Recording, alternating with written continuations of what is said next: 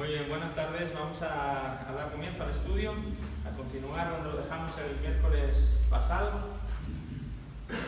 con la historia del segundo libro de Reyes. Si no recuerdo mal, habíamos terminado todo el primer libro de Reyes. Habíamos visto ya unos cuantos de los reyes del norte y algunos de los reyes del sur.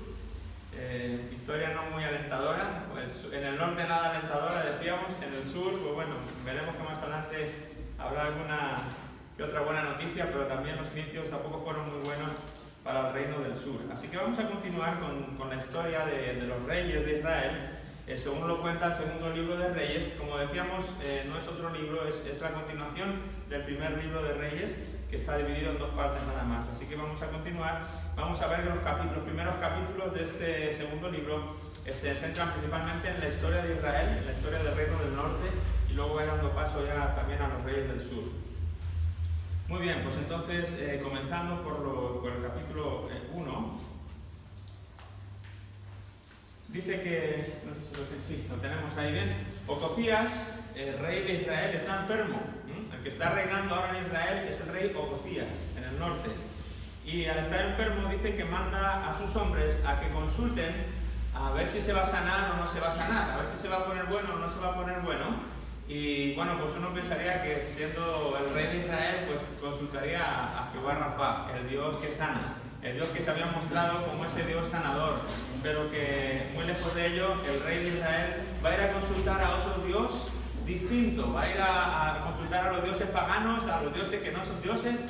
Y ahí es donde este rey Ocosías va a ir a consultar, a ver qué va a pasar con él, que me digan si voy a vivir, si voy a morir, qué va a hacer conmigo, qué hago yo con mi reino, esa inquietud de saber qué va a pasar con mi vida. Así que manda a consultar a otro Dios, y Elías, que anda por ahí, habíamos visto ya el ministerio del profeta Elías, pues andaba por allí, era la voz de Dios, la representación buena de Dios en la tierra, está canalizada a través de Elías, y Elías le sale al encuentro a estos mensajeros. El rey había enviado unos mensajeros para conocer qué iba a ser de su suerte, y Elías sale al encuentro de estos mensajeros y les dice, ¿no?, que bueno, pues por no haber consultado al Dios que tenían que haber consultado, como obviamente como rey de Israel y como pueblo de Dios, pues por no haber hecho eso dice que va a morir, ¿verdad? Por no haber consultado al Dios de Israel y haberse ido a consultar al vecino. Así que les dice, su rey va a morir, o nuestro rey va a morir.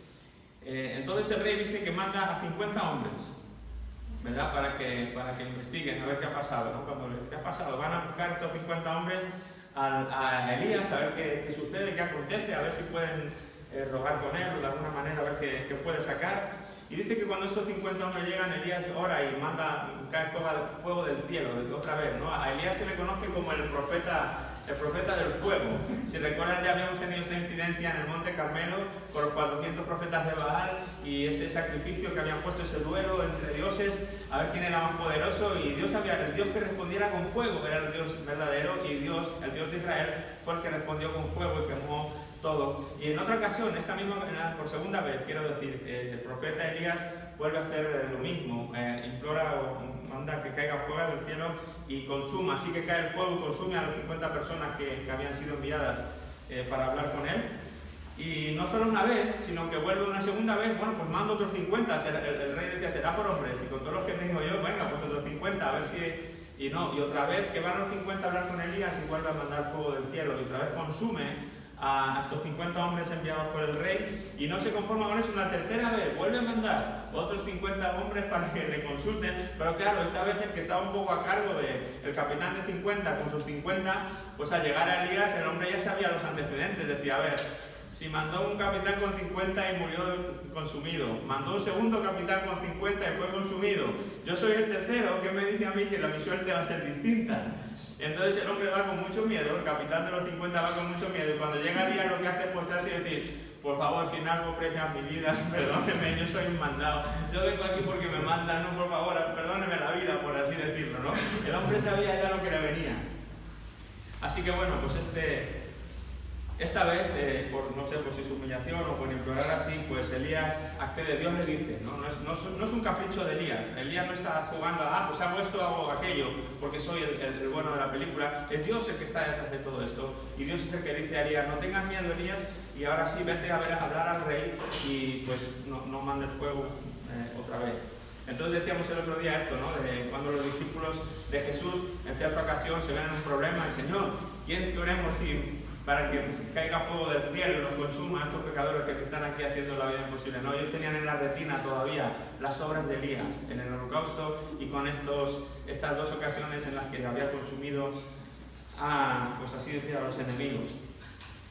Así que entonces a la tercera vez dice, Elías accede a ir a ver al rey Ocosías y le da la palabra de su muerte en persona, ¿verdad? Por no consultar a Dios le dice, mira, pues te lo había mandado decir, pero si quieres que te lo diga yo personalmente, la historia no ha cambiado, vas a morir por haber consultado a dioses que no son dioses, por haberte salido del pacto, por haber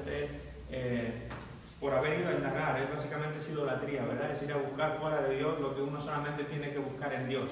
Y este hombre quiso buscar su futuro fuera de los planes de Dios, siendo el rey de Israel, ¿verdad? No siendo un dios pagano, era el rey de Israel. No olvidemos que aunque los reyes de Israel y Israel lo estén haciendo todos mal, no dejan de ser el pueblo de Dios, no dejan de ser el rey de Israel y en mucha parte conocedores de las leyes, de su historia, de la profecía, de un montón de cosas. Ellos eran conocedores, pero abandonaban, decidían dejar todo eso a un lado y vivir según su propia manera o según la manera que Jeroboam, el primer rey, había instaurado. Recuerdan que había hecho casi una religión nueva y había hecho lugares altos y templos. Por los demás reyes quisieron seguir en eso en vez de volverse a sus raíces, ¿verdad? No era que estos, pues que no sabíamos.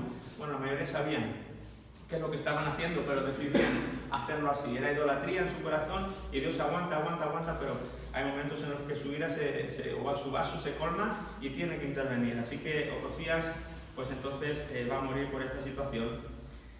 ¿Quién le sucede a Ocosías? Pues le va a suceder Joram. Joram sucede a Ocosías, que es su hermano, ¿verdad? Pues este Joram es hermano de Ocosías, ambos son hijos del rey Acab. ¿De acuerdo? ¿Recuerdan el rey Acab? Lo malo que era. Ocosías había andado en sus pasos, ahora le sucede su hermano, que se llama Joram, y dice que le sucede en el segundo año del rey Joram, hijo de Josafat, en Judá. Cuidado con esto, porque en este instante hay los dos reyes del norte y del sur, los dos se llaman Joram. Para más, si quisiera seguir la historia, con esto de las dos divisiones del reino y del sur, ahora para más Inri, para colmo, tanto el rey del norte como el rey del sur se llama Joram. Así que cuando diga el rey Joram, uno dice, ¿cuál de los dos está hablando? Tienes un poquito que estar muy atento, porque si no, no sabes si la historia va por arriba o si va por abajo. Entonces, cuando Joram, el rey Joram en el sur, en Judá, llevaba 2 años reinando, en el norte, el rey de Ocosías, que se llamaba Joram, empieza a reinar también. Así que en este momento, los dos Joram están reinando en el norte y en el sur, dos diferentes. No confundamos uno con el otro. Si miran su tablita, verán ahí que coinciden Joram y Joram, más o menos obviamente en los mismos años, en el norte y en el sur. Así que Joram le sucede a su hermano en el segundo año del rey Joram, hijo de Josafat, en Judá. ¿Cuánto reina? Reina 12 años. ¿Y cómo le va? Pues nos dice el capítulo 3 y los versículos 2 y 3. E hizo lo malo ante los ojos de Jehová, aunque no como su padre y su madre, porque quitó las estatuas de Baal que su padre había hecho, pero se entregó a los pecados de Jeroboam, hijo de Nabat, que hizo pecar a Israel y no se apartó de ellos, ¿verdad? O sea que bueno, quitó una cosilla por ahí, los Baales no le gustaban y dijo, venga, esto de los Baales no me gusta, esto no tiene que ver con nuestro Dios, fuera. Pero el resto de lo que ha hecho Jeroboam, eso sí, lo mantengo, eso ahí, ¿verdad? Así que siguió en los pecados, siguió incitando a pecar, siguió en la misma línea que había instaurado Jeroboam y su padre Acab y todos los reyes del norte. Así que este hombre siguió en sus pasos. Como dijimos, cualquier rey de Israel que veamos que sube al poder, ya sabemos que lo va a hacer mal, ¿vale? No va a haber ninguno, desgraciadamente, que lo haga bien. Hay uno por ahí que ya lo veremos más adelante que medio parece que quiere un poco hacer algo bien o Dios le usa de una manera, pero igual, luego por detrás está igual corrompido y está haciendo otras cosas. Así que bueno, esto es lo que cuenta el capítulo 1 más o menos del segundo libro de Reyes. Está continuando la historia del primer libro de Reyes y al llegar al capítulo 2 empieza a narrar lo que es la entrega del testigo. la entrega del testigo de estos dos hombres o dos de los profetas más significativos del Antiguo Testamento o de esta historia de los reyes, ¿de acuerdo? Serían Elías, que ya vimos en su ministerio, cómo Dios le usaba de una manera poderosa, pero también le habían dicho, ¿recuerdan cuando Jezabel le quiere matar y él se va a la cueva y se quiere morir? ¿Verdad? Y, ay, Señor, que solo he quedado yo, que todos están adorando a otros dioses y solamente he quedado yo. Y Dios le dice, venga, muchacho, ya está bien, que hay por ahí otros 7.000 que no han doblado sus rodillas, no te preocupes, no eres el único. Y levántate que tienes cosas que hacer, ¿verdad? Y una cosa de las que tenía que hacer era, Dios ya le había dicho en ese tiempo, tienes que ir a buscar a tu sucesor, porque tu tiempo va a terminar, ¿de acuerdo? Así que tienes que entregar el testigo al que va a ser tu sucesor, y ese sucesor va a ser Eliseo, ¿de acuerdo? El profeta Eliseo. Bueno, pues en el capítulo 2 vemos esta entrega de testigo, ¿verdad? Como el ministerio de Elías en este capítulo 2 va a terminar y va a dar comienzo el ministerio de Eliseo, que sería su sucesor, como hemos dicho ya. Vamos a ver un poco entonces el ministerio de Eliseo, porque ahora acapara básicamente la atención de todos estos capítulos que vienen ahora, el 2, el 3, el 4, el 5, hasta el capítulo 8. Básicamente estamos hablando del ministerio de este profeta sucesor de Elías, con el nombre de Eliseo. Muy bien, resulta que pues cuenta, ¿no? Como le va a buscar, Elías le va a buscar a su sucesor, como Dios le había dicho, lo encuentra trabajando en el campo, y cuando está trabajando ahí, pues básicamente le pone el manto encima de él y le está diciendo, oye, Dios te quiere para sucederme, Dios te quiere para la obra, Dios te está llamando, ¿verdad? Entonces el hombre se da cuenta de que Dios le está llamando y decide pues dejar su familia, dejar su trabajo, dejar su comodidad, dejar su vida establecida, pues para embarcarse en esta aventura de seguir a Dios donde quiera que uno vaya. Es algo parecido a los discípulos de Jesús, ¿verdad? Y a muchos otros que fueron llamados y salieron de hacer lo que estaba, o dejaron de hacer lo que estaban haciendo para empezar a hacer la obra de Dios. Así que este Eliseo empieza ahí su ministerio y va a ser como un discípulo, ¿verdad? Va a ser el discípulo de Elías, le va a seguir de cerca, va a estar pegado a él y va a estar aprendiendo y conociendo cómo se manejaba, cómo actuaba, cómo se comportaba el profeta Elías para seguir sus pasos. Tras cruzar el Jordán, ¿verdad? Se van los dos y cuando llegan al río Jordán, el río Jordán era un río bastante caudaloso, no era un riachuelito, era un río grande, y cuando llegan, pues claro, no se podía pasar así como ni corriendo, ni nadando, pues era complicado. Entonces, bueno, pues al más puro estilo Moisés, digo yo, ¿no? Elías llega allí y dice, ¿qué pasa? ¿Que no se puede cruzar? Bueno, coge el manto, ¡bum! Sacude con el manto las aguas, ¿y qué ocurre? Bueno, pues se abren, ¿no? Imagínate lo que es eso para Eliseo, de repente ver de primera mano que aquel hombre poderoso, obviamente yo creo que le evocarían los recuerdos del gran profeta Moisés, abriendo el mar rojo, pues ahora lo está viendo él ahí en vivo, en directo, él le está sucediendo a este gran hombre y ¡guau! Acaba de ver un milagro pues impresionante delante de sus ojos. Continúan y entonces, bueno, pues no quiero entrar en mucho detalle de todo esto, pero básicamente Elías le está diciendo, pues qué puedo hacer por ti, cómo te puedo ayudar, y el otro le dice, pues dame una doble porción de tu espíritu, ¿no? Quiero ser como tu mejor discípulo, tu mejor decisión, tu mejor seguidor. Eso es lo que le estaba diciendo con eso de darme una doble porción de tu espíritu. Es decir, que la doble porción recaía siempre en esos tiempos sobre el hijo primogénito. Siempre se le daba al primogénito el doble de la herencia que se le daba al resto de los hermanos. Entonces, de alguna manera, Eliseo le está diciendo, hazme como el primogénito de tus profetas, ¿verdad? Que sea yo como aquel que recibe el doble que el resto de los profetas. En esos tiempos no eran... Es una cosa que quiero explicar porque vamos a empezar a ver en breve la historia de los profetas que tienen nombre bíblico, o libro bíblico, ¿verdad? Libro en la Biblia. Isaías, Jeremías, Ezequiel, Daniel, Oseas, todos los profetas mayores y menores. Y uno tiende a pensar que esos fueron los profetas que Dios usó, que esos fueron los profetas del Antiguo Testamento, ¿verdad? Y nada más lejos de la realidad. Esos realmente son 12 y 4 son 16 profetas que tienen libros en la Biblia, pero profetas que Dios usó en los tiempos del Antiguo Testamento fueron cientos, ¿verdad? Y no desde esos tiempos, ya desde Samuel empezó siendo como el profeta de Dios, y no dejó de haber un montón de profetas que aunque no tienen libro en la Biblia, que aunque no se registraron sus palabras y sus oráculos en la palabra de Dios, no por eso dejaron de ser profetas. Incluso había escuelas de profetas que se instauraron tiempo atrás y donde ahí iban a aprender, como los institutos bíblicos de hoy en día, donde la gente va y se prepara para conocer la palabra de Dios y para conocer la Biblia, la doctrina, y cómo compartirla, etcétera, etcétera. Era algo similar, las escuelas de los profetas funcionaban así. Había pues esto, recuerdan cuando Saúl viene y le van a nombrar rey, que venía como profetizando con todo el grupo, ¿verdad? De nada, Saúl entre los profetas, ¿verdad? Esto era algo habitual. Los profetas han sido un medio muy común, muy extendido, que Dios usó para estar hablando y recordándole al pueblo las cosas que tenía que recordarles.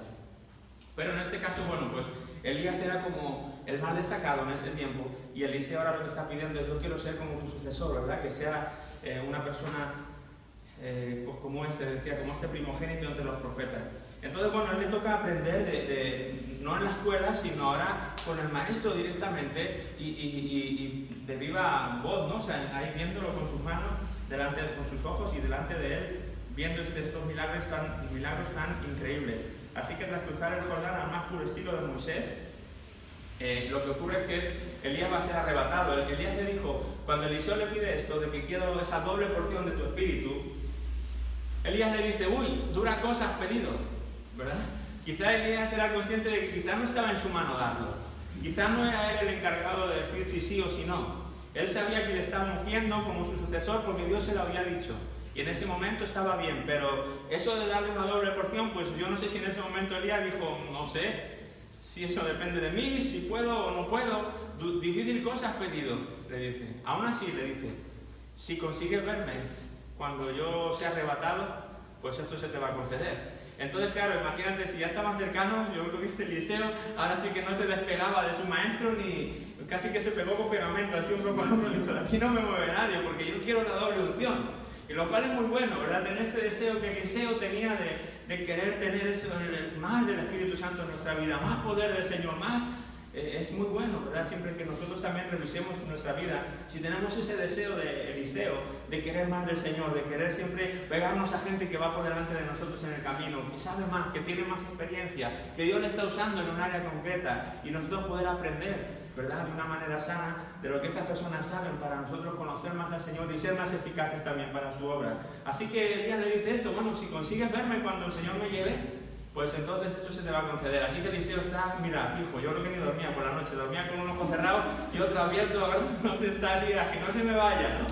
El caso es que, bueno, pues ocurre así: ve de repente un carro de fuego, una carroza de fuego, viene del cielo y se produce como un torbellino, y ¡bum! Y ahí que se nos va Elías, el profeta Elías, y Eliseo lo ve. Eliseo está delante, Eliseo ve caer el manto, ahí ¡bum! Y bueno, pues para él es una señal de que sí, lo conseguía. Así que agarró ese manto como si fuera lo más precioso o preciado que podía tener en ese momento, y dijo: lo tengo que continuar en la estela de este gran profeta que nos acaba de dejar, que por cierto pues es uno de los pocos, junto con Enoc, que privilegiado, por así decirlo, que no vio la muerte en vida, ¿verdad? Han sido muy pocas las personas que les ha pasado esto, que el Señor se los llevó con él sin pasar por el proceso de la muerte. Decimos que si no hay una cosa, la gente dice: no hay cosa más segura que la muerte, ¿no? Como las cosas son inciertas, pero la muerte todos nos vamos a morir. Yo digo, bueno, pues no, si pasara que alguno no se muere, no sería el primer caso.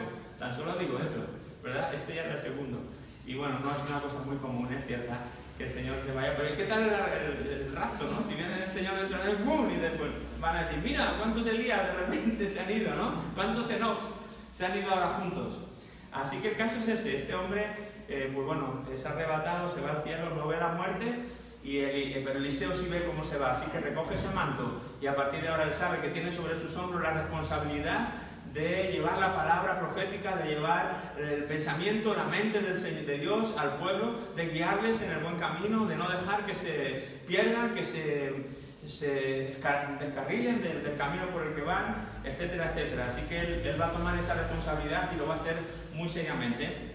No sé si de alguna manera él quiso como probar. No sé si a mí esto me da un poco risa. No sé si risa o es que no habría otra manera, no lo sé. Pero recuerdan que a Elías había abierto el río Jordán, habían pasado, esto ocurre lo del carro en este lado del río, y claro, cuando eso termina, Eliseo ya se ve sin Elías y ya ha terminado pues su misión y todo lo que tiene que hacer ahí, pues ¿qué hace? Pues volver a donde él venía.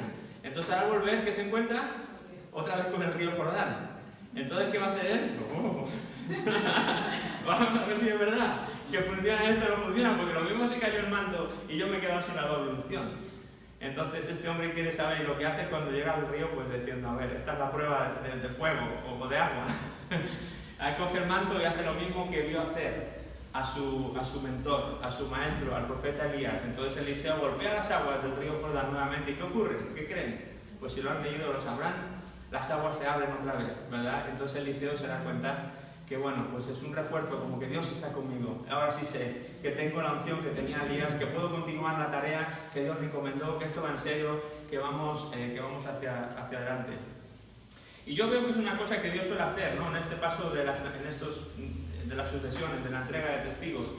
Moisés y Josué, ¿verdad? Y muchos otros, como el Señor siempre reafirma, ¿no? Mira que te mando que te fuerte, igual que estuve con Moisés, estaré contigo, no tengas miedo, ¿verdad? El Señor siempre como afirmando a estos sucesores inexpertos, ¿verdad? De alguna manera, pues que entran los temores, les entran los miedos, y el Señor siempre calmando, diciendo, tranquilo, que yo estoy contigo, así como estuve con él, míralo, pruébalo tú mismo.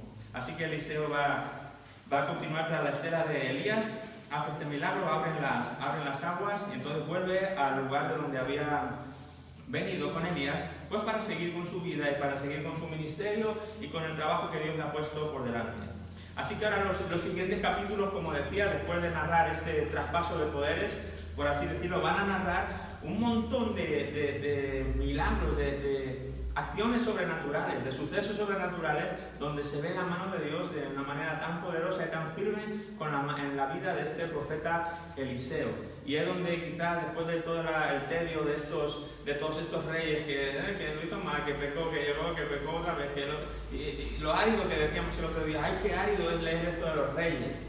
Pues llegar a estos capítulos de Eliseo te da un respiro, porque dejas un poco todo eso del rey que muere y le sucede otro, lo vuelve a hacer mal, le sucede otro, y muere y le sucede otro. De repente llegamos aquí a unos cuantos capítulos que nos cuentan cómo Dios usa a este hombre y las cosas que este hombre hace y el ánimo que se supone para todo el pueblo y para nosotros también. De ver cómo en los momentos de dificultad pues Dios sigue estando activo y sigue siendo el mismo y no ha perdido su poder, aunque parezca que el Dios ha desaparecido, o que ese poder de ese Dios ha desaparecido, o que nadie le sigue, o etcétera, etcétera. Dios demuestra, yo sigo siendo el mismo, yo sigo siendo el mismo, no he cambiado, mi poder sigue siendo el mismo. Así que vamos a ver un montón de capítulos o de incidentes o de relatos, de narraciones en las que vemos diferentes cosas que Eliseo va a hacer para Dios. Por ejemplo, bueno, lo que hemos dicho en el 2.14, ahí está en la lista, la apertura de Jordán, que la acabamos de contar. Hay un suceso cuando está con... Claro, cuando los profetas estaban cerca, o estaban ahí cuando vieron esto del traspaso de poderes, esta escuela de profetas, por así decirlo, estaban por ahí también merodeando. Ellos vieron ese traspaso, vieron a Elías como pasaba, ellos vieron que de repente el mismo Dios que había estado con Elías estaba con Eliseo, y ellos mismos cobraron ánimo también, no solo Eliseo, sino toda esta escuela de profetas cobraron ánimo, reconocieron, vieron la autoridad de Dios sobre este Eliseo, y entonces se animaron un montón a oh sí, Dios está con Eliseo como estuvo con Elías, vamos, no pasa nada que Elías se haya ido. Entonces vieron ellos de primera mano esto. Y en este estar juntos, en este viaje que Eliseo hace con todo este grupo de profetas, pues suceden cosas, ¿verdad?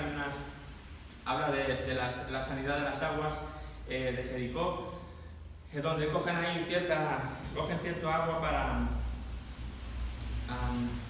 este es el relato de lo de...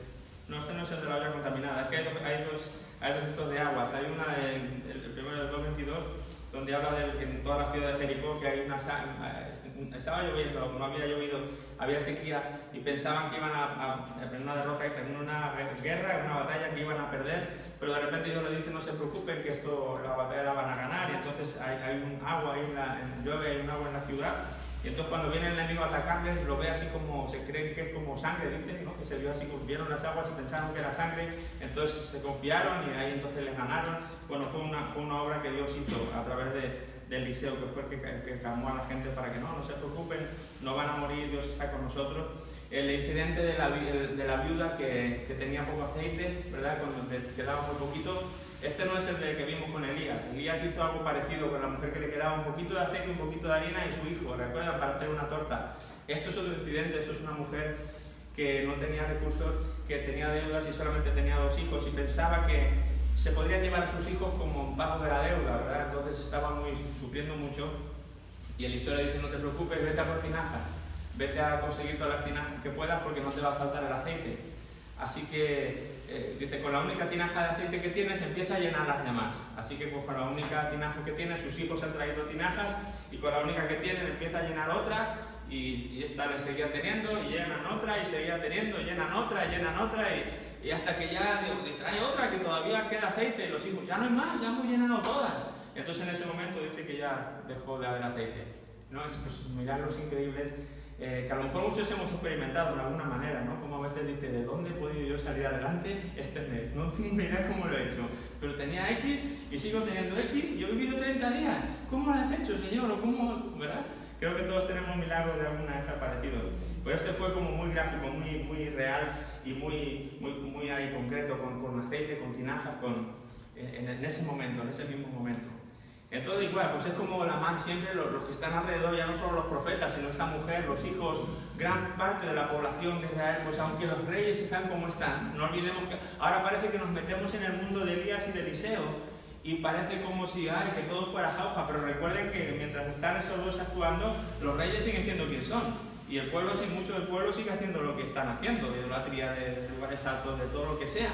El ambiente no ha cambiado, el ambiente sigue siendo pesado, pero en medio de esa pesadez están esos dos hombres y contrarrestando, por así decirlo, equilibrando la balanza. Y hay un grupo de gente fiel que sigue creyendo, que sigue sabiendo que la mano de Dios, a pesar de lo que los reyes y gran parte del pueblo está haciendo, hay otros muchos, hay ese remanente siempre que se mantiene fiel al Señor y que siguen animándose con las cosas que ven. Y muchas ciudades, mucha gente estaban viendo lo que Dios estaba haciendo a través de Eliseo y eso les servía para cobrar ánimo, para decir, Señor, no nos has abandonado, a pesar de la idolatría que nos rodea, a pesar de tener reyes malvados, a pesar de los pesares. Hay un remanente, tu mano sigue con nosotros, seguimos viendo tu mano poderosa como nunca antes, tu mano no se ha cortado. Y yo creo que son lecciones que nosotros debemos grabar aquí, ¿no? Como a fuego en nuestra mente, en nuestro corazón, cuando pasemos por momentos difíciles o miremos a nuestro alrededor y pensemos que todo está negro, recordemos, el Señor siempre tiene una luz, el Señor siempre tiene su mano extendida y es capaz de obrar los mismos milagros que obró antaño, ¿no? Él no cambia, Él es el mismo ayer, hoy y por los siglos, así que Él sigue mostrando siempre su poder y sus acciones, como en este caso. Así que hay mucha gente que a pesar de este entorno hostil, pues están viendo también cosas increíbles. El hijo de la mujer sunamita, una señora que siempre acogía al profeta Elías cuando pasaba por su ciudad, ella siempre era hospitalaria con este hombre de Dios y dice que era una mujer de pudiente, una mujer de bien, y le hospedaba en su casa siempre con su marido que pasaba y ahí le buscaban un lugar donde él se pudiera quedar, el profeta y todo, lo había hecho mucho tiempo.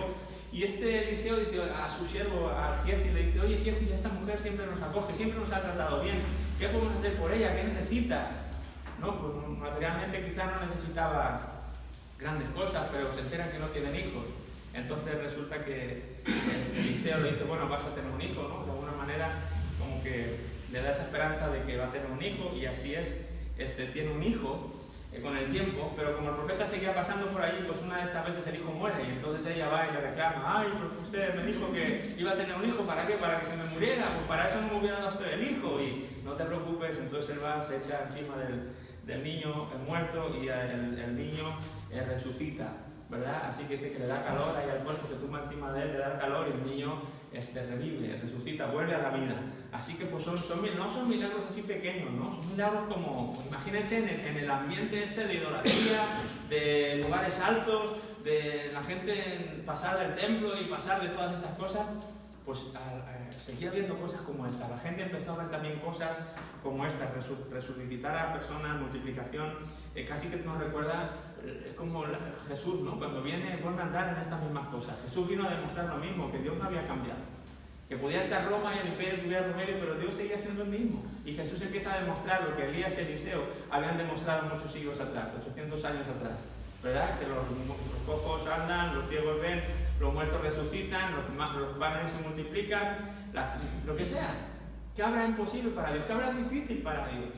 Nada. Que Dios guarde silencio o que Dios decida no actuar por un tiempo en la época, en la vida, no significa que ese Dios esté muerto, no significa que a ese Dios ya no le interesemos, no significa que ese Dios haya dormido, significa que tiene sus planes y Él sabe cuándo y cómo hacer las cosas, nada más.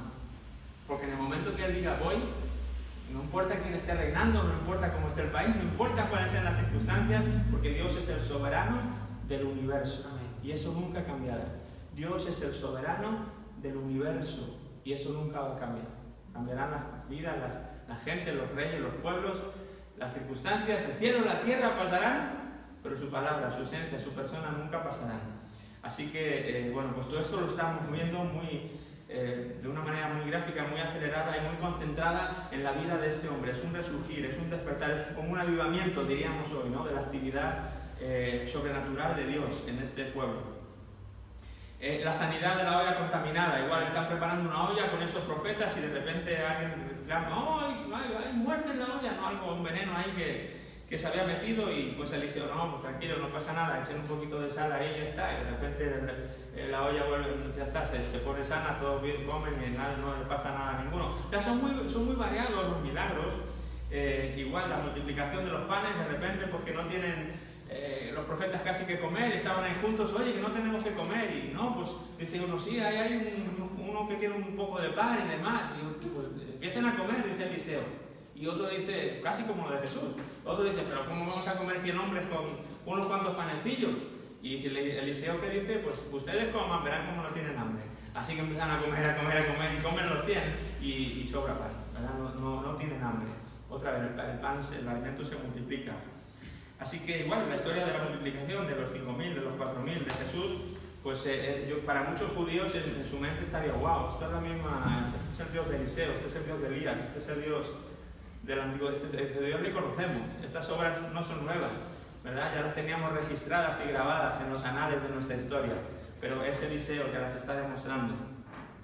La sanidad de Naamán, ¿verdad? Este capitán del ejército sirio, este no era israelita, este no era del pueblo de Dios, era un capitán del ejército sirio que se había ganado el favor de su señor, pues por su manera de ser, de comportarse, lo que sea. El caso es que este hombre contrae la lepra, ¿verdad? Enfermedad mortal en esos tiempos, enfermedad que acababa con la vida de las personas. Así que este capitán de repente se encuentra con la lepra y tanto desesperado, sin saber qué hacer, resulta que tenían en su casa una niña hebrea a la que habían quizá pues contratado, alquilado como esclava, yo no sé, la tenían ahí en su casa sirviendo para ellos. Y entonces ella es hebrea, ella conoce al Dios del cielo y de la tierra, al Dios de Abraham, de Isaac y de Jacob. Y cuando ella oye que su amo, en este caso el capitán Naamán, ha contraído la lepra, le dice, pues si usted conociera al tal varón de Dios, eso no sería un problema para mi Dios. ¿Cómo? Cállate, sí, su problema tiene solución. Y a mí este relato me encanta, porque creo que todos estamos llamados a ser estas siervecitas, estas niñas, donde quiera que estemos, a traer esperanza, ya no solamente a los cristianos, ¿verdad? A la gente que no conoce a Dios, a dar esperanza de que no importa cuál sea tu problema, yo conozco a un Dios que te pueda ayudar. Y creo que ese ministerio es un ministerio buenísimo para cualquier persona. No estaba en la iglesia la niña, estaba en su puesto de trabajo, sirviendo en los quehaceres domésticos del hogar. Pero ahí, ante una situación difícil, ella se acordó de su Dios y lo dio a conocer. A Dios que conocía, le dio a conocer, ¿verdad? Y le ofreció la posibilidad. Le dijo, hay esperanza para ti. Si quieres ver al profeta de Dios y verás cómo tu problema tiene solución. Así que pues un poco reticente. El caso es que al final dice, mira, ¿qué tienes que perder? Si te vas a morir, pues ve. Este hombre, pues al final, pues es verdad que pierdo, pues venga, voy. Así que va a ver al profeta de Dios y el profeta de Dios pues se lo toma con mucha calma, Eliseo, ¿verdad? Igual esta es una historia muy conocida y tampoco quiero perder mucho tiempo, pero básicamente le manda a decir, ya casi ni le recibe, ¿no? Pero le manda a decir que se lave 7 veces en el río Jordán y ya está, que va a ser limpio de la lepra. Entonces casi como que se enoja, que Naamán, el capitán sirio, dice, pero vamos a ver, ni siquiera me recibe, me manda uno a decir que, claro, el hombre pues era un capitán, no era cualquier persona. Yo creo que él esperaba reverencia, que el profeta de Dios hubiera casi que, hombre, bienvenido, pase usted, mi capitán, y le hubiera hecho los honores que todo el mundo le hacía, pero este hombre casi ni le hace ni caso. Pero sí le manda a esta persona y le dice, haz esto. Así que este hombre dice, ¿cómo que está? ¿Acaso no tengo yo ríos mejores en mi país? Que este, pues quizás para él el río Jordán le pareció algo insignificante, ¿verdad? Como que me mete ahí 7 veces, tengo yo ríos mejores en Siria. Yo pensé que el profeta iba a salir, iba a invocar a su Dios, iba a hacer algo, yo que sé, algo más rimbombante, ¿no? Resulta que me manda uno y que me baña y 7 veces. ¡Qué tontería! ¿Qué métodos más tontos que tiene este Dios al que esta gente cree? Nada, me voy. No me han tratado como yo quería, como yo esperaba. Pero resulta que, bueno, pues le dicen, ¿y qué tienes que perder? Le dicen, ¿no? Si te ha pedido una cosa súper fácil, imagínate que te hubiera pedido darte una vuelta al mundo en avión, pues si ni siquiera se me han inventado los aviones, eso sí estaba difícil, dirá, ¿qué es un avión para empezar, no? Pero te han pedido algo sencillo, bañarte 7 veces, pues bañate, ¿qué tienes que perder? Total, después de mucho eso, pues el hombre decide, pues venga, se mete, ¿no? Pero tú imaginas, para ese sería como un poco humillante, ¿no? Me meto una vez a la agüita, me salgo, y me meto 2 y me salgo, y dices, ¿qué es esto, no? ¿Qué me está pasando? Pero bueno, pues el hombre no tenía nada que perder, no tenía otra bala que gastar. Así que decía hacerlo. Y a la 7ª vez, el remedio del profeta funciona. Dios no está loco, Dios sabe lo que dice. Las murallas de Jericó, ¿cómo cayeron? ¿Con todo un ejército tirando cohetes contra las murallas? No, dando vueltas. Y en la 7ª vez, el 7º día, 7 vueltas y un grito. Tú dile eso a cualquier ejército mundial, se mofan en tu cara, ¿sí? Pero Dios quiere probar a veces eso, nuestra fidelidad, nuestra confianza, quiere romper nuestros esquemas de lo que pensamos que funciona y lo que no. Y esta lógica de Dios, estas cosas ilógicas de Dios, pues benditas locuras, ¿no? De Dios, pues funcionaron. Así que este hombre pues es sanado de su lepra por este acto. Él quiere incluso pagarle, ahora si quiere, no, pues le pago, le doy estos regalos. Y Eliseo dice, no quiero nada, esto no lo hago por esto no es un oficio para mí, esto no es un negocio, mejor dicho, esto no es un negocio para mí, esto es mi vida, este es mi Dios. Y de gracia recibimos, de gracia damos. No quiero nada. Así que Eliseo rechaza todo. Y ahí vemos la codicia del siervo, Giezi, ¿no? Cuando Giezi se da cuenta de que Eliseo, que mira lo que te está dando. Entonces, el hombre se llenó de avaricia, ¿verdad? El hombre se llenó de avaricia, el siervo se llenó de avaricia y Eliseo se marchó y ahí que vio que él se fue con él. Y cuando vio que el hombre todavía le podía alcanzar, se dio la vuelta y fue tras él y le dijo, oye, que mi señor ha cambiado de opinión, que mire, que sí, que le acepta el regalo que usted le traía, démelo y yo se lo doy, ¿no? Pues bueno, obviamente es toda una mentira para quedarse él con lo que este capitán le estaba ofreciendo al profeta de Dios. Y pues claro, Dios, que lo ve todo, pues que lo sabe todo en ese momento, lo que pasa es que él es el que contrae ahora la lepra, ¿verdad?, sobre su vida. Así que bueno, toda esa historia nos la cuenta también ahí en el capítulo 5, la sanidad de Naamán, si la quieren leer despacito. Son historias, como digo, bonitas de leer, bonitas de ver, que te rompen la monotonía de tantos reyes malos haciendo cosas malas. Todas estas historias que estoy yo dando aquí rápidamente, pues si las leen despacio es algo que, qué bonitas historias y qué bien. La recuperación del hacha, yo todavía no entiendo bien este milagro, si soy sincero, no sé qué es. Sé que habían pedido a los profetas para que construyese unas casitas por ahí y uno de ellos pidió un hacha prestada. Yo no sé si es que en esos tiempos un hacha era una cosa súper valiosa. El caso es que, ¡ay! ¿Qué ha pasado, no? Y decía, ya que era para acá, que se me ha caído el hacha y era prestada, dice, ¿no? Como era prestada. Hoy uno dice, bueno, pues vete a Leroy Merlin y compra otra. Tampoco es para tanto, es un hacha, ¿no? Pero yo no sé si en esos tiempos ese hacha era muy valiosa o era de oro o yo no sé qué pasaría, pero ¡ay, el hacha! Y entonces él dice, bueno, no te preocupes, y él la hace flotar, ¿no? De repente el hacha, pues sale a la superficie, ¿no? Entonces, ¿qué es esto, no? O sea, ¿con quién estamos tratando? O sea, pero de alguna manera es eso, Dios diciendo, es que pidan, o sea, ¿qué quieren? ¿Qué creen que no puedo hacer? O sea, yo soy el Dios del universo, el universo me obedece, ¿de acuerdo? Tengo poder para cualquier cosa. Ese es el Dios al que tenemos, ¿no? Que a veces, pues, hasta cosas así como recuperar un hacha. A mí me recuerda a veces cuando uno comenta, no voy a orar por esto porque no sé, y la gente dice, ay, para esas tonterías vas a orar a Dios, ¿no? Como si Dios no tiene cosas más importantes que estar pendiente de esos detalles que tú estás. Bueno, pues imagínense, un hacha, ¿qué importancia tenía? Pues para el Dios fue importante, pues la levantó, la sacó a flote, para que este hombre tuviera su hacha, porque para él era importante.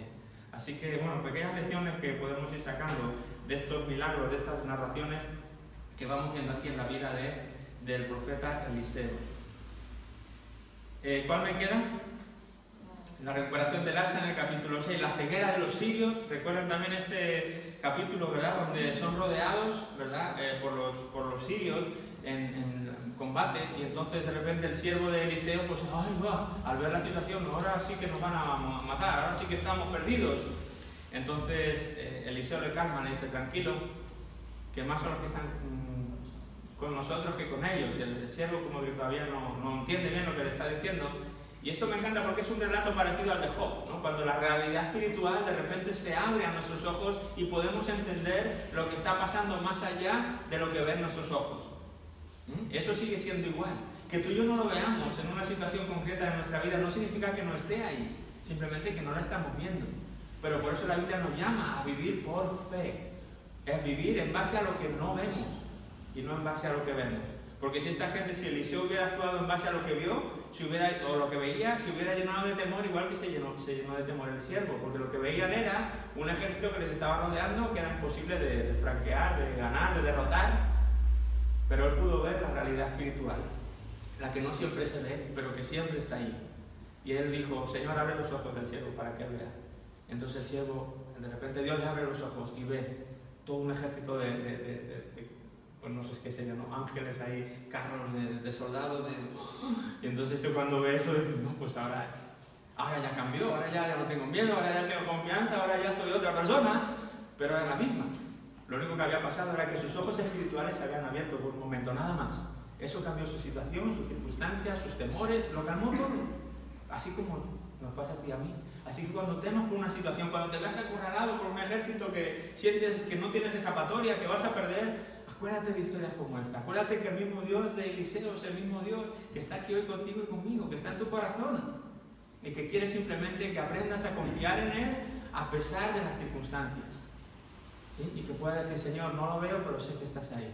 Señor, no lo veo, pero sé que la salida está en camino. Señor, no veo la solución, pero sé que tú ya la tienes. Señor, ¿verdad? Y podamos movernos en fe, creyendo las cosas que no son como si fueran, las cosas que no vemos como si las viésemos. Esto es lo que hizo Eliseo, ¿verdad? Y cuando el siervo pudo ver lo mismo que Eliseo, pues ellos mismos cambiaron. El milagro no terminó ahí. Él no solamente abrió los ojos del siervo, sino que pidió que se cegaran todos los sirios. Y de repente todos los sirios que iban a atacar, de repente, no vemos, se quedan todos ciegos. Entonces tanto que llegan allí a buscar a Eliseo para atraparle, y este hombre, Eliseo le dice, no, pues hombre, no soy, lo que ustedes buscan no está aquí, vengan, yo les llevo de la mano para donde tienen que llevar, y les lleva a Samaria, les mete ahí en la ciudad, y ahí les abre los ojos, ahí está el hombre que ustedes buscan. Y de repente todos ahí recobran la vista otra vez, están en Samaria, ¿qué ha pasado aquí? Y ahora pues estaban en una situación muy distinta, ahora pensaban que ahí en esa situación iban a morir, y de hecho es lo que le dicen a Eliseo, vamos a matarles. Y Eliseo dice, no están locos, denles de comer, trátenle bien, pónganle una buena comida, pónganle una buena bebida, y entonces dice que hacen eso, les atienden, son sus enemigos, son los que habían ido por ellos, ¿verdad? Pero ellos les atienden bien, les dan de comer, les preparan ahí una esta, y dice que se acabaron las batallas y las trifulcas por un tiempo en estos dos bandos. Nunca más volvieron esta gente a querer atacarlas, ¿verdad? Y yo recuerdo esto, ¿no? Con las palabras de Jesús. De nuevo, yo sé que para los judíos las palabras de Jesús y las acciones de Jesús les estarían trayendo todo este tipo de recuerdos de la época de Elías y de Eliseo, ¿no? Cuando, si tu enemigo tuviera hambre, dale de comer. No estaba pidiendo nada nuevo, ya lo había hecho alguien. Había habido alguien que ya lo había hecho, Eliseo. Había dado de comer a sus enemigos cuando habían querido ir a matarle. Si no se aprovechó de ellos porque tenían ceguera, sino que les llevó, les guió, los atendió, les dio de comer. Y Jesús estaba haciendo lo mismo, traten bien a sus enemigos. Es la manera de acabar con los pleitos. No es devolver mal por mal, es cambiar la manera de entender las cosas, su manera de pensar. Es lo que Jesús estaba haciendo.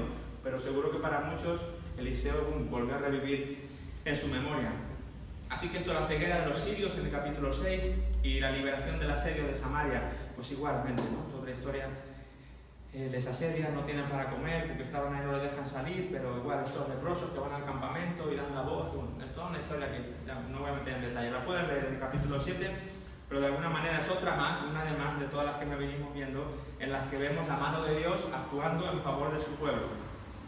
Así que estos son muchos de los hechos, ¿verdad?, que hasta el capítulo 7, 8 nos están contando sobre la vida de Eliseo. Dice también que la palabra dada por Eliseo es eficaz y sus declaraciones en nombre de Dios se cumplen. No solamente eran hechos, ¿no? Él también profetizaba y daba palabras. Dios ha dicho esto, va a pasar esto, y pasaba, ¿verdad? La palabra de Eliseo era certera. No eran solamente acciones de parte de Dios en su vida, no eran solamente obras, sino que también los mensajes que él daba se cumplían. Y si quieren verlo en casa despacio, pues tienen ahí toda esta cantidad de versículos donde aparecen las palabras de Eliseo o de Dios a través de Eliseo y cómo tienen su buen cumplimiento, ¿vale? Así que todos estos capítulos pues son un refresco, como digo, en la historia de los reyes, porque es muy bonito ver a Dios obrar. ¿A cuánto le gusta ver la mano de Dios en acción? ¿No? ¿A quién no le gusta ver cuando Dios abre su mano y dice ¡bum! Y actúa, ¿no? Por eso a Jesús era tan atractivo, porque era ahí Dios en persona atendiendo y actuando, y uno se queda embobado. Así que este es un buen trozo. Y cogemos, yo creo que están ahí, cogemos toda esa ilusión, porque después de esto lo que vuelve a venir es otra vez los reyes haciéndolo mal, otra vez la tónica de siempre, ¿verdad? Así que pero por lo menos cogemos un poco de aire para poder continuar, y ya recordamos que aunque los reyes lo siguen haciendo mal, Dios sigue siendo el mismo, y Dios sigue con su mano abierta, y mucha gente está viendo milagros también.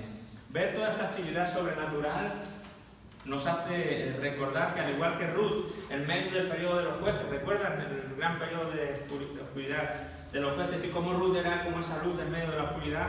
Pues así también en los momentos más oscuros Dios hace brillar su luz de forma especial y poderosa.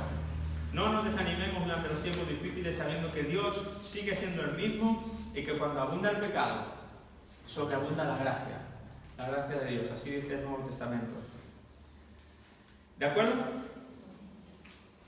Muy bien, así que dejamos un poco atrás ya al profeta Eliseo y todas estas obras, y ahora en el capítulo 8 vuelve a retomar la historia de los reyes, y dice que Joram, el rey que teníamos entre manos, va a reinar, no Joram el del norte, el que había sucedido a Ocosías, sino el Joram el del sur. Dice que Joram va a reinar sobre Judá durante 8 años, ¿de acuerdo? ¿Cómo le fue a este rey del sur? Anduvo en el camino de los reyes de Israel. ¿Cuál fue el camino de los reyes de Israel? ¿Bueno o malo? Malo. Pues este Joram, aunque era del sur, anduvo en los mismos caminos del rey de Israel. Dice, como hizo la casa de Acab, porque una hija de Acab fue su mujer. Fijaros, ¿no? Qué influencia. La hija de Acab, el rey este malo que se casó con Jezabel, ¿recuerdan? Acab y Jezabel, la pareja esta terrible y horrible del norte. Una de sus hijas se casó con el rey del sur, con este Joram. Y yo creo que mucha influencia de los padres pues pasó ahí al hijo, y dice que pues, él también hizo lo malo ante los ojos de Jehová. Con todo eso, Jehová no quiso destruir a Judá. Y esto me encanta. ¿Por qué? Porque a pesar de que el rey de Judá había sido malo, si lo que merecía entonces, al igual que los reyes del norte, era un castigo, ¿por qué no le castiga? Y me encanta esto, por amor a David su siervo. ¿Sí? Todavía quedaba por ahí en la promesa que Dios le había hecho a su siervo, a David. Le había dicho, yo te haré aquí una casa. ¿Recuerdan? Cuando David quiso hacerle casa a Dios, Dios le dijo, no, ¿qué dices? Está bien, no la vas a hacer tú, la vas a hacer tu hijo, pero yo te voy a hacer casa a ti. Y tu casa va a ser perpetua, va a ser eterna. Nunca va a faltar un rey, o tu reinado, por así decirlo, nunca va a terminar, va a ser eterno. Y en momentos donde quizá Dios hubiera tenido que dar una cosa, dio otra por amor a su pacto, ¿verdad? Con David. Así que por amor a David, su siervo, porque había prometido darle lámpara a él y a sus hijos perpetuamente. Ya saben que todo el linaje de David, que pasa por Judá y todo el tiempo que Judá está, pues de ahí va a venir Jesús, y entonces de Jesús es el rey eterno y perpetuo que reinará para siempre. Así que al final esa es una promesa que Dios hizo y que Dios se encargó de cumplir. Así que qué bonito, ¿no? Que por la vida de un hombre ahora toda una nación pueda ser perdonada, ¿verdad? Por la vida de un hombre. Y esto es un poco un cuadro de Jesús.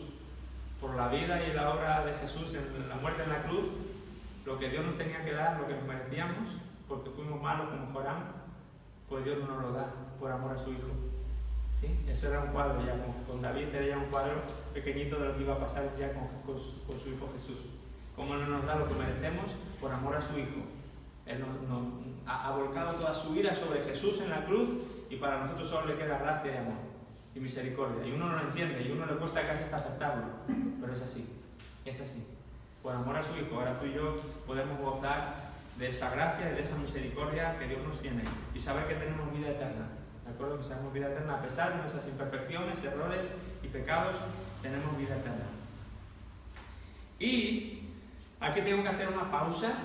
Vamos a dejar la historia aquí. ¿Por qué? Porque cuando Joram estaba reinando, en el capítulo 8,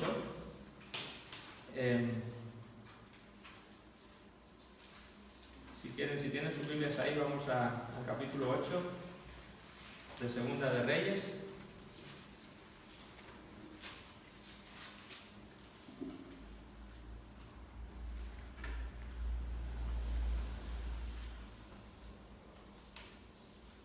El versículo 19 es el que acabamos de leer.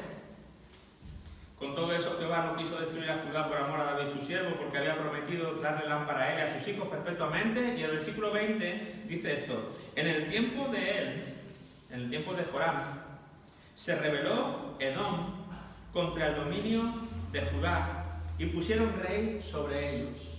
¿De acuerdo?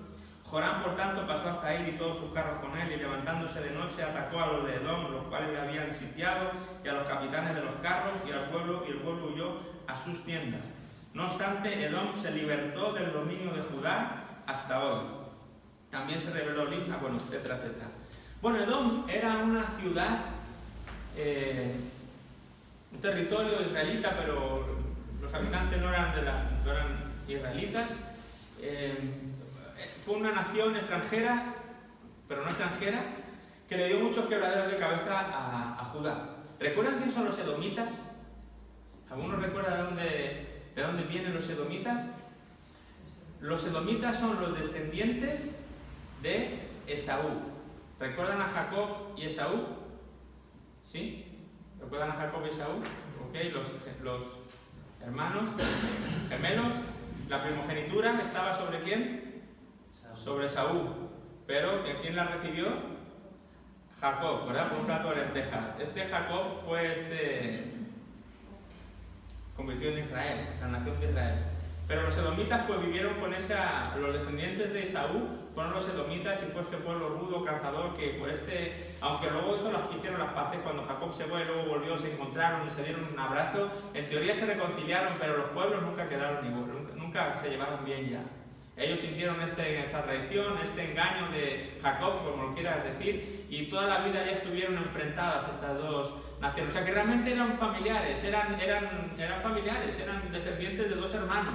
Pero en este momento Edom estaba muy apartado de los caminos, obviamente, del Señor, y aquí le dan problema a este rey, atacan a Judá. Ya no le habían dejado pasar a Israel por sus tierras en cierta ocasión, con Saúl le habían tenido problemas, habían venido dando problemas desde Saúl, desde esto de Jacob y Esaú, habían ya venido dando problemas. Pero en este momento hasta se independizaron y se subieron ahí a unas tierras rocosas, muy difíciles de acceder y todo, y ahí se hicieron como sus territorios, sus tierras, y ahí se unieron a otras naciones para ir en contra de Israel. ¿De acuerdo? Jehová, Dios, vio todo eso y dijo: mira, aunque esta gente no es mi pueblo, yo tengo que hablarles también. Porque de alguna manera eran cercanos, ¿verdad? Y Dios les miró con misericordia, o no sé con qué, pero les dijo: estos no saben con quién están tratando, porque no se están metiendo con Judá, se están metiendo conmigo. Entonces, para hacerlo corto, ¿qué es lo que ocurre aquí? Bueno, que Edom es uno de los pueblos a los que Dios va a enviar un profeta que tiene el libro en la Biblia. ¿Sí? Como vimos en la tablita primera de colores, recuerda que dijimos que había profetas que eran enviados al norte, otros eran enviados al sur, otros fueron enviados al exilio, otros fueron enviados después del exilio y otros fueron enviados a naciones extranjeras. Por ejemplo, Jonás fue otro profeta que fue enviado a naciones extranjeras. Bueno, el profeta que Dios envía para hablar con los de Edom por lo que están haciendo, que ahora vamos a ver en detalle qué es lo que están haciendo concretamente. Para tratar con ellos, Dios les da una palabra directamente y les trata a ellos y les envía un profeta, les envía al profeta Abdías. ¿De acuerdo? Así que, como estamos viendo este estudio cronológico, en este tiempo del capítulo 8, donde Joram está ahí, el rey de Joram, con el norte está Joram, en el sur está Joram, en este tiempo, en este reinado, Dios manda a uno de sus profetas a hablar con los edomitas para decirles, a tirarles un poco de las orejas por lo que están haciendo. ¿De acuerdo? Entonces, como esta es la cosa cronológica, así como paramos para ver los libros de Salomón, por ejemplo, pues ahora llegando aquí, había decidido dar todos los profetas al final, pero creo que era más coherente irlos metiendo en la historia e irlo viendo todo cronológicamente, ¿vale? Para no terminar todos los reyes y luego decir, bueno, y los profetas, vamos a volver al rey. Ya que estamos aquí, vamos a ir dando cabida a los profetas según van apareciendo. Entonces, si ven la tablita que les di, pues ahí debajo de Joram, de los 2 Joranes, tendrán que ver ahí el nombre de Abdías, pintado quizá de sombreado. Eso significa que fue enviado a otro país, que no era enviado a Judá ni a Israel, sino a otro país. Entonces ese Abdías es este profeta que Dios envía. Por lo tanto, lo que quiero hacer es parar ahora la historia de los reyes y empezar a ver el libro de Abdías. ¿De acuerdo? Ahora, ¿qué ocurre? Que al empezar a ver el libro de Abdías, es el primer libro de los profetas que vamos a ver. Hasta ahora hemos visto los distintos géneros literarios que han ido apareciendo en la Biblia. Hemos visto qué géneros literarios. El narrativo, que ha sido la mayoría de los libros que hemos visto han sido narrativos, pero vimos otro tipo de literatura. Los salmos, proverbios, todos esos parece que dijimos que eran género literario, ¿qué? Poético. Ok, bueno, pues estamos entrando, cuando vemos los libros proféticos, estamos entrando en un nuevo tipo de literatura también. Es la literatura profética, ¿verdad? Los libros proféticos. Por lo tanto, antes de entrar en Abdías, lo tendrán en sus hojitas de hoy, lo que he repartido ha sido una hojita que pone ahí profético, ¿verdad? ¿Verdad que tenían 2 hojas? Una que era la historia de Segunda de Reyes y la otra hoja pone profético, ¿verdad? O no sé qué puse, profético. Bueno, esa hojita es para que la pongan en su manual. Al principio, en la página 9 o 10, estamos viendo los géneros literarios. Está el narrativo, después está el poético. Pues después del poético quiero que metan ustedes esa hoja de profético, para que tengan ahí juntos los estilos literarios juntos, ¿vale? Entonces esa hojita la tienen que meter ahí y la otra pues la tienen que meter en Segunda de Reyes, donde estamos llevando la historia. ¿Me dices entender? ¿Lo han entendido bien? Ok. Bueno, lo que pasa es que como son las 9, pues ha sido perfecto para dejarlo aquí, ¿verdad? El miércoles que viene, entonces lo que vamos a hacer es empezar a estudiar un poquito cómo se aborda un libro de literatura profética, ¿verdad? Cómo, cuando vamos a leerlo, qué tenemos que tener en consideración y en mente para entenderlo un poquito mejor. Les adelanto ya que el género profético no es de los más fáciles de leer ni de entender, ¿verdad? Pero bueno, si se tiene algunas pautas será un poquito más fácil, y es lo que pretendo. Y después de ver eso, veremos, ven la otra hoja de Reyes, lo que viene ya es el profeta Abdías. Así que eso es lo que vamos a ver el miércoles que viene, el estilo literario profético y el profeta Abdías, ya para el miércoles que viene. ¿De acuerdo? ¿Entendido? ¿Alguna pregunta que tengan por ahí? ¿Algo que no hayan entendido? ¿Algo que necesite aclaración? ¿O algo que quieran añadir o complementar a lo que hemos visto? Los estudiosos de aquí del lugar. ¿Todo bien? ¿Sí? ¿Entendido? Muy bien, pues voy a pedir a alguien que nos despida, así que haga una oración para despedirnos y bueno, que dé gracias por la lluvia, ¿verdad? Que nos es incómoda, pero qué falta hace para la tierra esta buena lluvia. Así que alguien que pueda dar gracias por este regalo que Dios nos ha hecho a la tierra y ya que nos despida hasta que nos volvamos a ver. Quien quiera. Bendito Padre Celestial, en esta tarde, Señor, te damos las gracias, Señor, gracias por tu palabra, Señor. Gracias, Señor. Porque estamos aprendiendo cada miércoles, Señor, gracias a tu siervo Juan Ángel, Señor, que tú le sigas dando sabiduría, Señor, para que podamos tener esa aplicación personal para nuestra vida. Jesús, sí, Señor. Gracias también por la lluvia temprana y tardía, gracias, Señor. Porque tú a tu tiempo, Señor, sí, Señor, traes tanto la lluvia física como la lluvia espiritual. Sí, Señor, muchas gracias, Señor. Que podamos empaparnos, Señor, seguirnos empapando de esa bendita palabra tuya. Sí, Señor, así es. Te pedimos también, Señor, que tú nos despidas de paz. Sí, mi Dios. Que a cada cual lugar que nos dirigamos, Señor, sí, Señor. a nuestra casa, acompáñanos, a nuestro trabajo, donde sea que vayamos, sí, Señor, Dios. que tú estés con nosotros. Sí, Jesús. Y que tú nos guardes y nos protejas de todo mal. Así es, mi Dios. Te pedimos, Señor, en el nombre de Jesús, damos las gracias. Amén. Amén. Gracias, Padre.